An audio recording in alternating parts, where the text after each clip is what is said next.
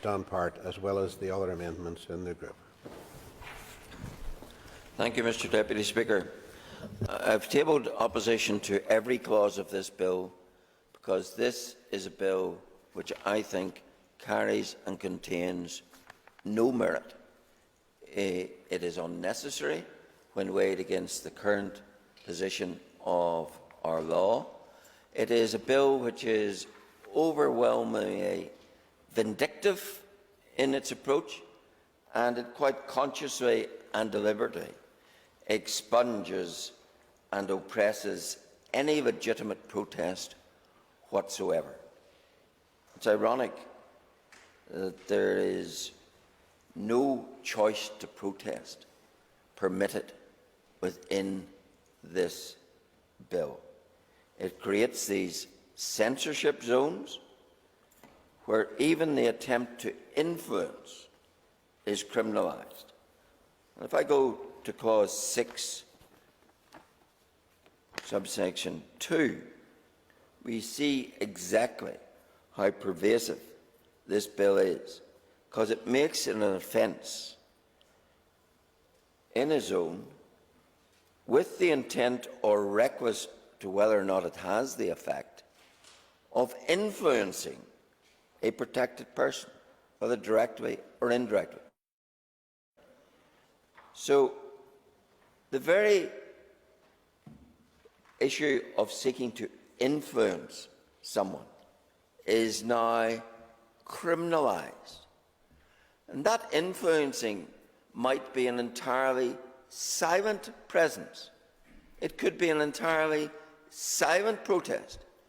It could be someone simply holding up the words of the 6th commandment, "Thou shalt not kill," in the context that that's what abortion is.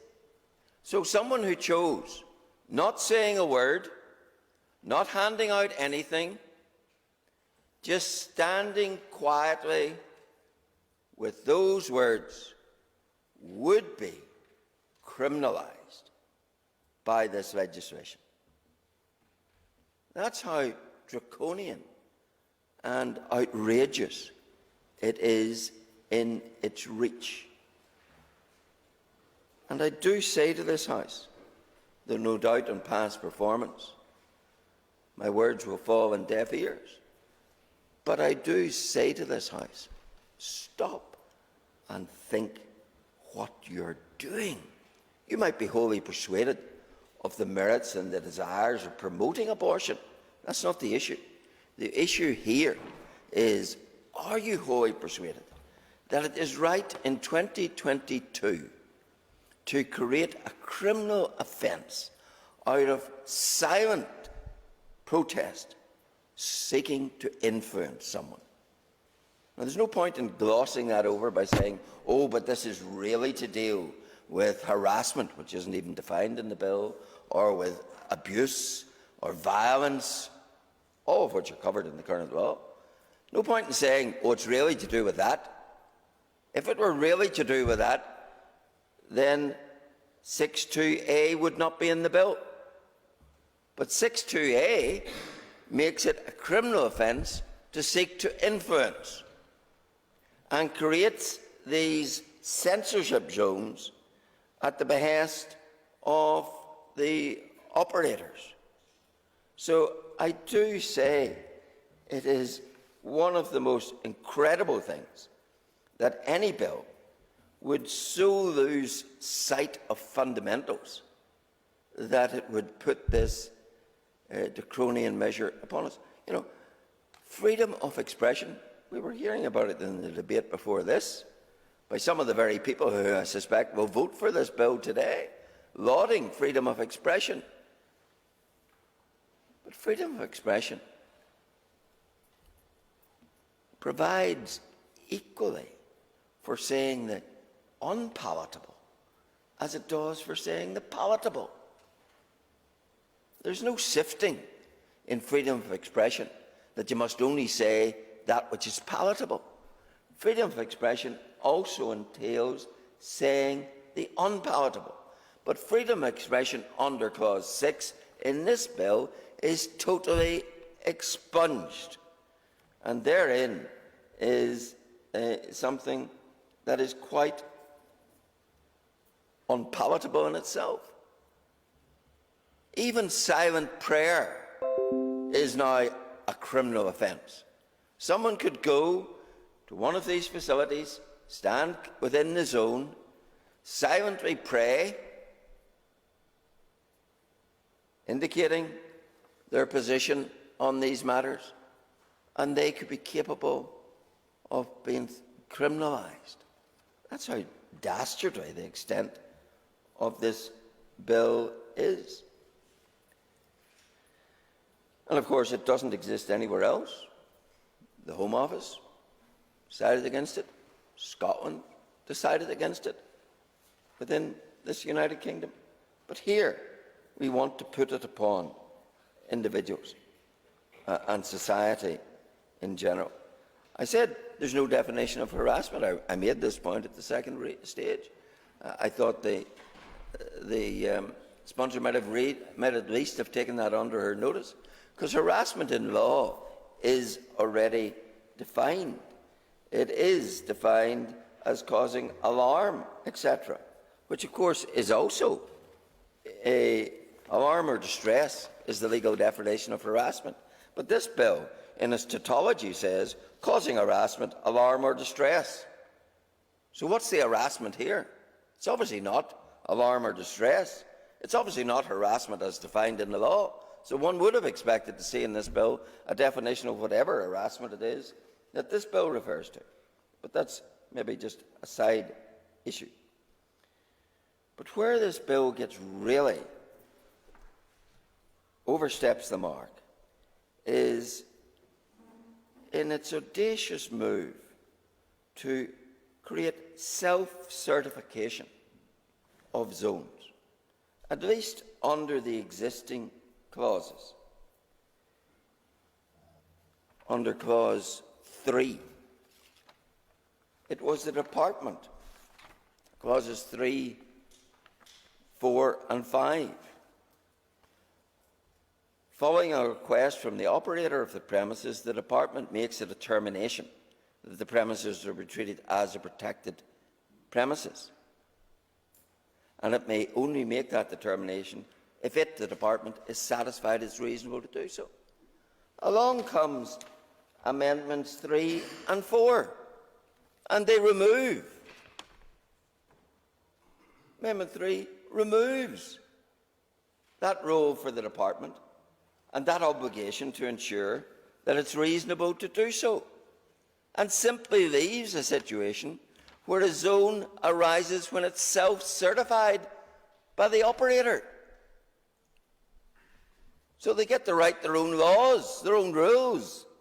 They don't have to go through any filter of any department. All the department comes, its sole role is to hold a register of these places. But under Amendments 3 and 4, we have this absurd position whereby a zone is established on self-certification. That's the import of Amendment 4. If the operator of any protected premises is of the opinion that the public area mentioned in subsection 2b is not adequate to afford the safe access, etc., they can even extend it up to 150 metres. So they make it in the first, it's made in the first place, and then they can extend it on their own whim, self-certify it with no consent or needs for the department. And the only duty of the department is in 5A4, the department must include an entry relating to the premises in the list maintained under Section 8A. So it really is unbelievably audacious that this bill would bestow upon the operators the self-certification rights to create and to extend these zones, within which to silently protest is a crime, within which to silently stand, as I've said, with a copy of the 6th commandment, thou shalt not kill, is a crime. I'm Yes? not sure how many of the evidence sessions you listened in on, but when we heard from the chief executives of the trusts, we heard about a woman who was coming to Northern Ireland to seek refuge here from Eritrea, and en route she was sexually assaulted. And when she arrived here to have her healthcare needs met, she was harassed at the entrance. And so, while I understand and I support the right to protest, I also think the needs of women in her particular circumstances and similar should have primacy in terms of their needs. Would you The agree member with me? says she supports the right to protest, yet I guarantee today she will vote to expunge all right to protest. So there's not much point in her coming to this House and saying she supports the right to protest when she's going to vote to take out Clause 9. People can protest, but outside the safe access zones. That is what I will be supporting today. So you are going to create zones which are allowed to contain one world view, that of the pro-abortion view, and within that, even though it's a public place, it is outside the public right to express a view contrary to the pro-abortion view within that zone. That's how audacious this is. And if the member is saying that this is about harassment, then you don't need influence. You don't need to criminalise influence, because that is already covered in 6(2)(c). So, the point here is you have to look at a law. What is the breadth of it? And the breadth of this law is that it can criminalise mere silent protest if it is thought capable of influencing someone. I give an example in the second stage debate. Take the 14-year-old girl who gets pregnant. She's determined to have an abortion. Her mother doesn't wish her to. She wants her to deal with this in other ways. She tries to give motherly advice. The young girl says, "No, I'm going to do it." She heads down to the abortion clinic. The mother goes with her, pleading with her not to do it. Once the mother steps within this zone, she's the criminal, because she's trying to influence the minor not to proceed. She becomes the criminal. That's how absurd this is. Yes? Thank you, Member. But if the member looks under clause 4b, accompanying person described in paragraph A, at the invitation of that person, will also be a protected person, therefore the mother that you're speaking of. At the invitation of that person. If the child says, "I don't want you to come with me, I'm going to do this on my own, I'm getting an abortion, I don't care what you say," and the mother says, "I'm your mother, I love you, I care for you, I want to persuade you not to do this," once that mother steps over that line into this zone, that mother is a criminal, according to this law. And that is how absurd this legislation would be. We're going to criminalise mothers showing motherly concern for their daughters because they're not allowed within that zone to seek to influence the child. Now, really, is that what this House wants to do? That is beyond comprehension, I would suggest. Returning to this tyranny of self-certification, there's no oversight, there's no appeal, there's no proportionality. It's just on the whim of the operator. We want to extend it to 150 metres. That's all right then, you do it. No oversight, no asking the department, nothing whatsoever. And when you look at clause 8(2), it gives, as the bill presently stands, this is the notification of the zoning. Within 8 weeks of receiving this notification, the department must designate an area as a safe access zone. That's gone under these amendments. Amendment 8, all you do is you make the department the depository for a registry. They keep a register of where these profit-making organisations, some of them, self-certify and decree. The matter is beyond comprehension that any House would want to hand to profit-making organisations such as this that control over the public streets. Because that's what they're doing. This is public property. And they are going to self-certify who can and cannot go.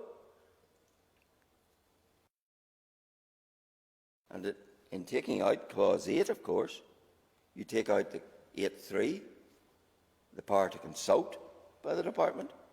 You take out the power in 8.4 to vary the determination. You take out the power in 8.5 to revoke. So all of that is to go under this. And then there's an amendment to take out Clause 9. If there was any saving grace in this bill, it was the indication that in the exercise of its functions, the Department must have regard to three things: safety and dignity of the protected person, the right to respect for private and family life in Article 8, the right to manifest religious belief, and the rights to freedom of assembly and expression set out in Articles 9, 10 and 11. What does the sponsor do? She comes along with an amendment to expunge Clause 9. So the very essence of any regard to freedom of expression that was in the bill is now, by this sponsor, designed to be removed.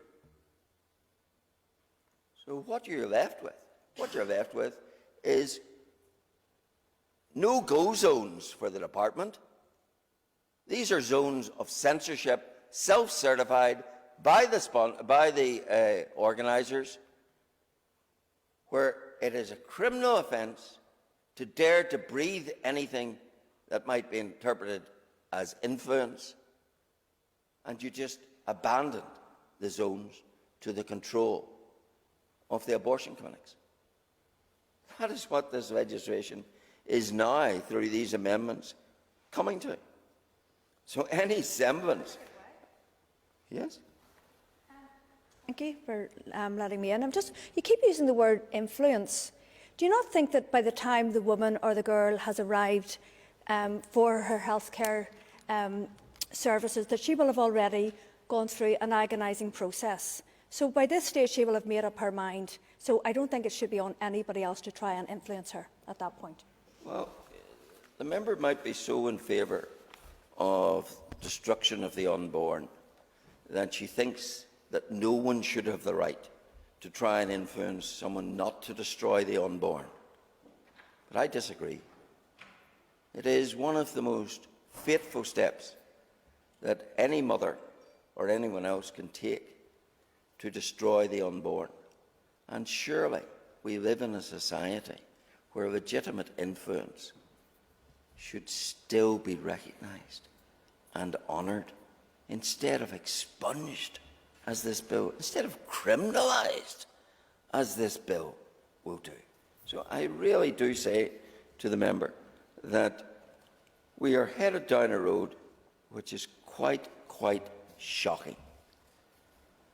And all of this with no regard to the existing law.